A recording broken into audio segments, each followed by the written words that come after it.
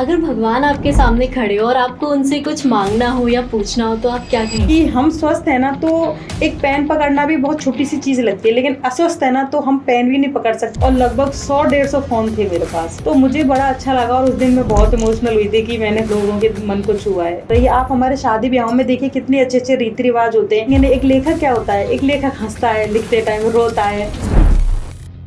कुछ लिखने वाले बस शब्द रखते हैं, पर कुछ लिखने वाले रूह उतार देते हैं कागज पर, और कुछ उनका लिखना भगवान से मिलना बन जाता है। आज हम मिल रहे हैं एक ऐसी लेखिका से जिनकी कविताओं में सिर्फ जज्बात नहीं, एक भक्त का भगवान से प्रेम भी है। उनका लिखना एक साधना है, उनका महसूस करना एक दर्शन है, और उनकी कलम से निकलती हुई वो रोशनी जो आंखों से नहीं सिर्फ दिल से दिखाई देती है। स्वागत है आपका शारविन अनप्लग्ड के रोशनी और लेखन से भरे सफर में तारावती सैनी नीरज जी के साथ, जो एक लेखिका है और उन्हें अनेकों राष्ट्रीय अंतर्राष्ट्रीय सम्मानों से सम्मानित किया जा चुका है। हाल ही में उनकी 2 किताबें प्रकाशित हुई है और इन्हीं के साथ उन्होंने भारत की सबसे छोटी कविता लिखकर इंडिया बुक ऑफ रिकॉर्ड में अपना नाम दर्ज करवाया है। तारावती जी, स्वागत है आपका शारविन अनप्लग्ड में। बहुत बहुत धन्यवाद, बहुत बहुत आभार मैम। तो हम शुरू करते हैं। आपके लिखने का सफर कैसे शुरू हुआ? क्या कोई खास वजह या पल था जिसने आपको कलम उठाने पर मजबूर किया?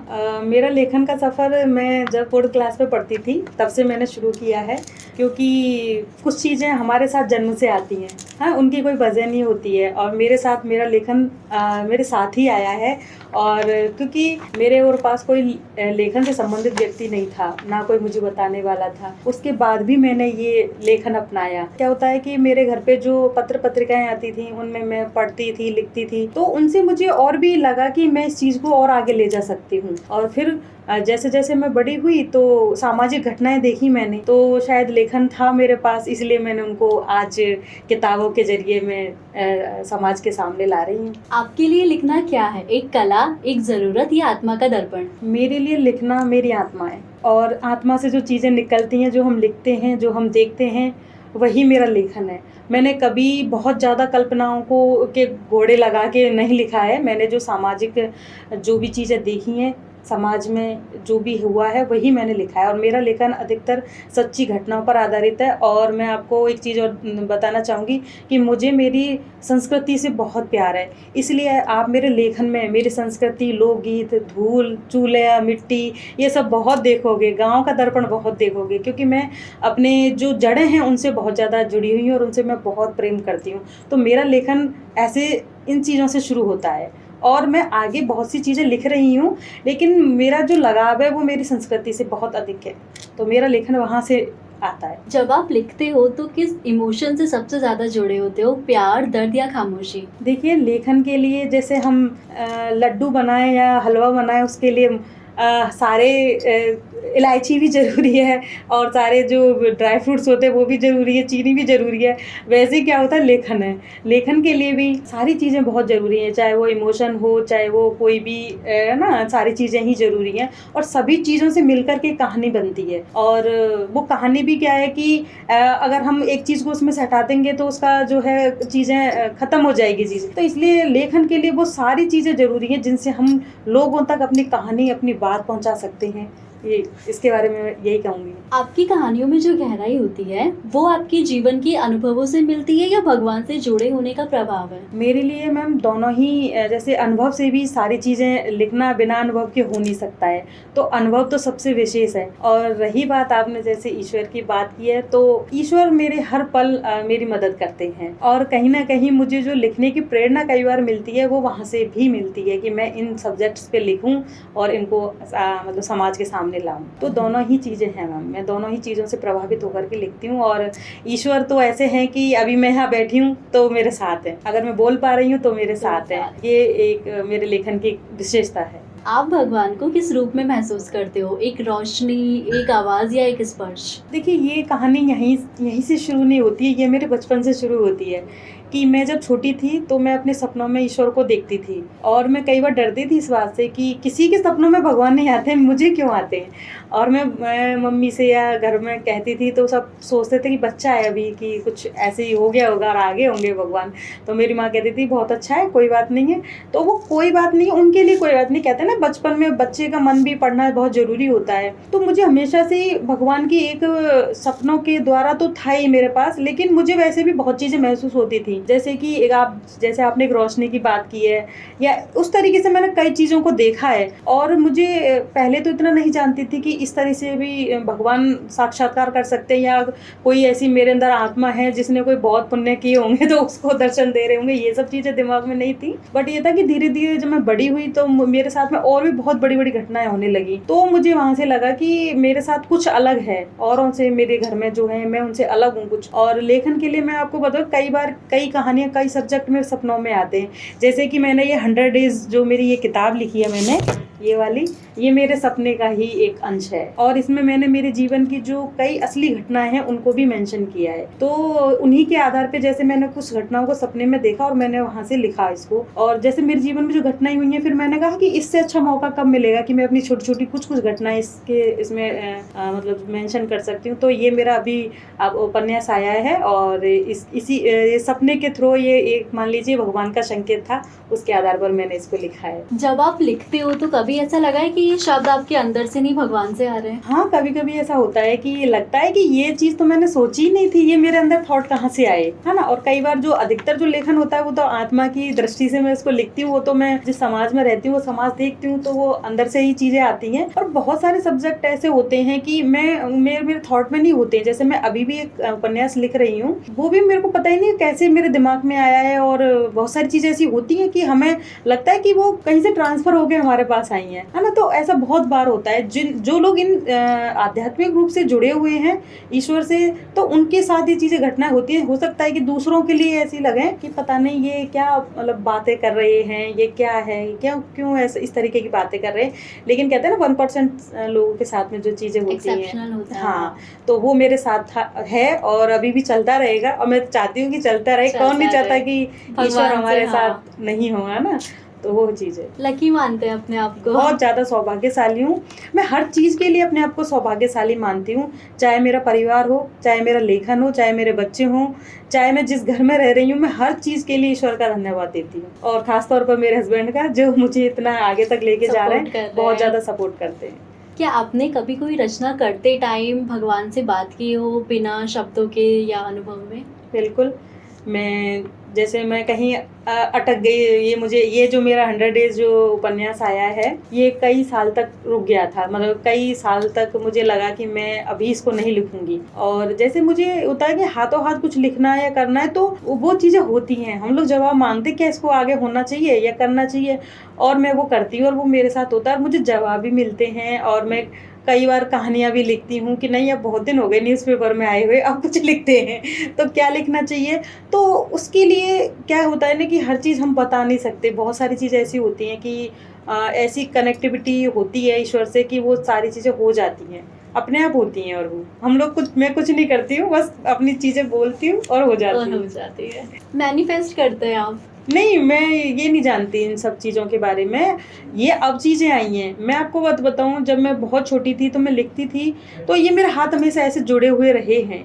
मतलब नॉर्मल भी, जैसे ईश्वर को कभी भी मेरे साथ बहुत अच्छी चीज़ें हुई हैं तो धन्यवाद देना, या मैंने बहुत सारे काम ऐसे किए हैं जो मैं बचपन से करती आ रही हूँ। जैसे मैं कभी लिखने बैठती हूँ तो मैं कहती हूँ बहुत बहुत धन्यवाद ईश्वर, मैं लिख पा रही हूँ, मैं लिख रही हूँ। बहुत छोटे थे तब से।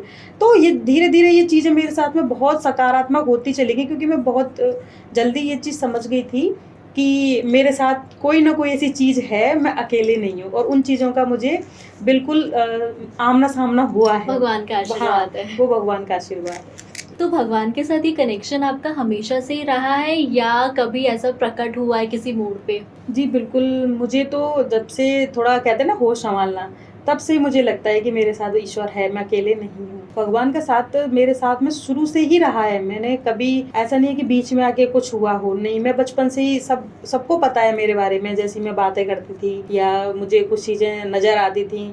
अब वो चीज़ें ऐसे हैं कि थोड़ी धुंधली हुई हैं और कुछ चीज़ें गहरी हुई हैं, लेकिन वो चीज़ें चल रही हैं मेरे साथ में। और जैसे मुझे हनुमान जी और शिव जी ये मतलब नॉर्मल भी, आज भी मैं जैसे यहाँ आके बैठी हूँ तो मुझे आज पता होता है कि अब क्या आने वाले टाइम में क्या होगा, तो मैं उसी के हिसाब से अपने डिसीजंस लेती हूँ कई बार। तो मुझे लगता है कि मेरे ऊपर ईश्वर की बहुत कृपा है और हर चीज़ के लिए है, तो मैं तो उनको फिर से बहुत धन्यवाद कहना चाहूँगी।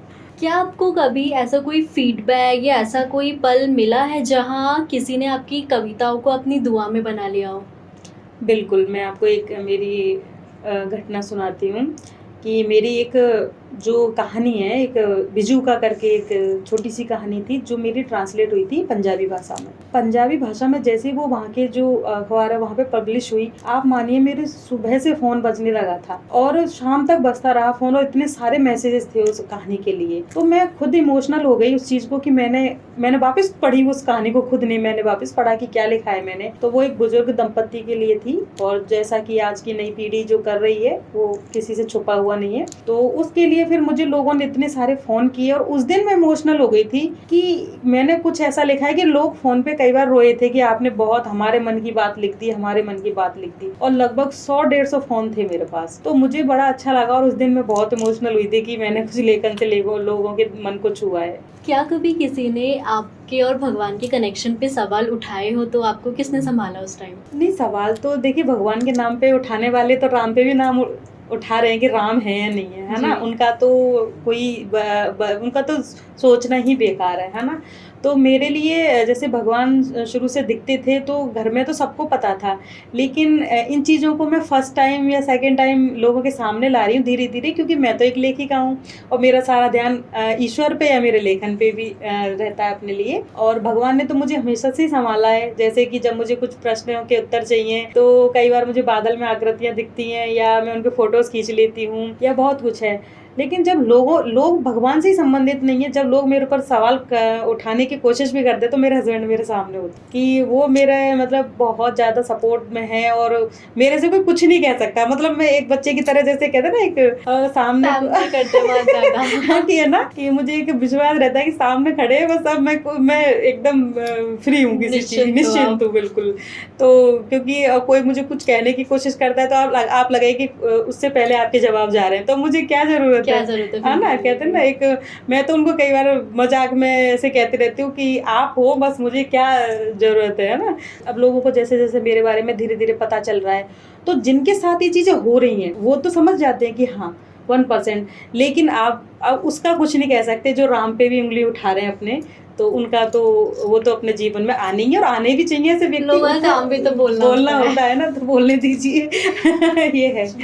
आप लिखने के दौरान अपने इमोशंस को कैसे कंट्रोल करते हो? मैं लिखती हूँ तब कई बार कैरेक्टर में इतना चले जाते हैं कि जब हम आँख उठा के ऐसे देखते हैं ना वापस, तो थोड़ा कुछ सेकंड्स का वक्त लग जाता है उस कैरेक्टर से निकलने में। तो जब तक हम उस जिंदगी को जिएंगे नहीं, एक लेखक क्या होता है, एक लेखक हंसता है लिखते टाइम, रोता है ना, भागता है, दौड़ता है, गलियों में घूमता है ना, धूल मिट्टी सारे लोकगीत भी गाने लगता है ना। तो सारी चीजें ही होती हैं, और जब तक वो इन चीजों में घुलेगा मिलेगा नहीं ना, तो लेखन आपका उभर के आ ही नहीं सकता। राइटर्स ब्लॉग या खुद पे डाउट का सामना आप कैसे करते हो? क्या भगवान आपको उस टाइम कोई संकेत देते हैं? हाँ बिल्कुल, जब हम कई बार डाउट तो मैं कभी नहीं, क्योंकि मेरे पतिदेव होते हैं तो पूरा जो किताब है वो उनके सामने चली जाती है। मैंने कहा आप बताइए इसमें मैंने क्या गलत लिख दिया है।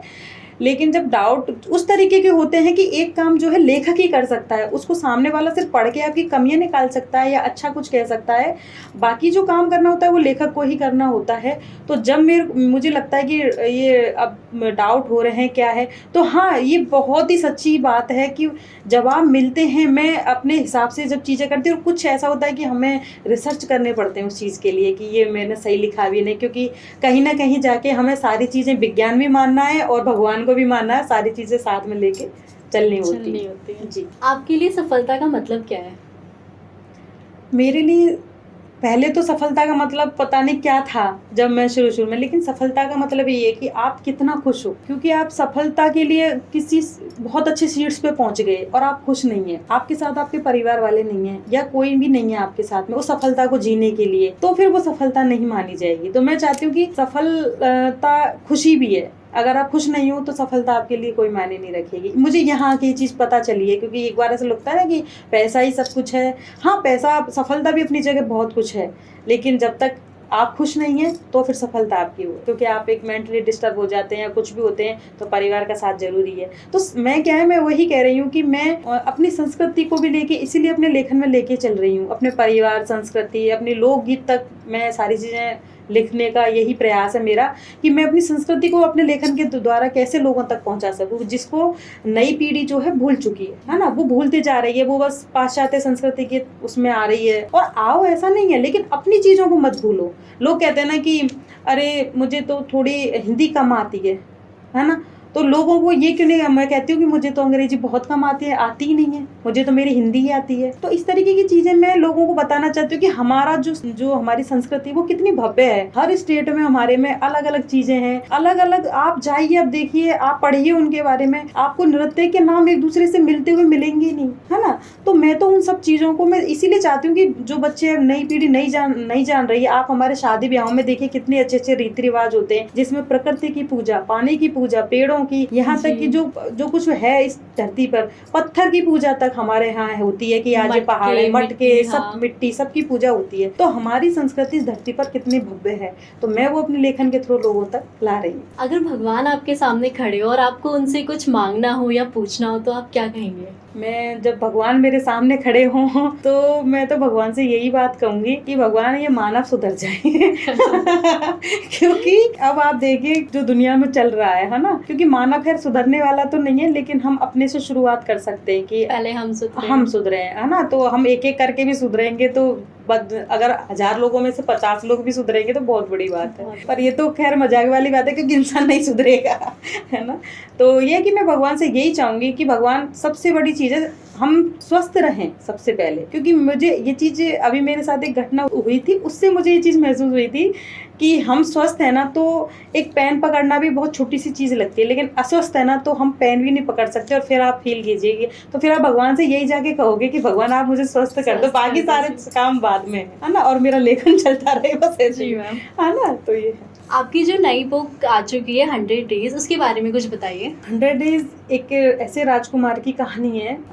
मैं जैसे आपको वैसे भी बीच में बता दिया कि कुछ चीज़ें मैंने अपनी भी इसमें ऐड की हैं। तो ये एक ऐसे राजकुमार की कहानी है जिसको हजारों साल बाद पीछे जाना होता है, क्योंकि एक भाले में उसका सिर जो है फंसा हुआ है और उसको निकालना है और उसको अपने परिवार को भी बचाना है वहाँ से। तो मैंने इस कहानी को इसमें लिखा है। इसके अलावा भी जो है मेरी दूसरी किताब भी आई है, कुनवा।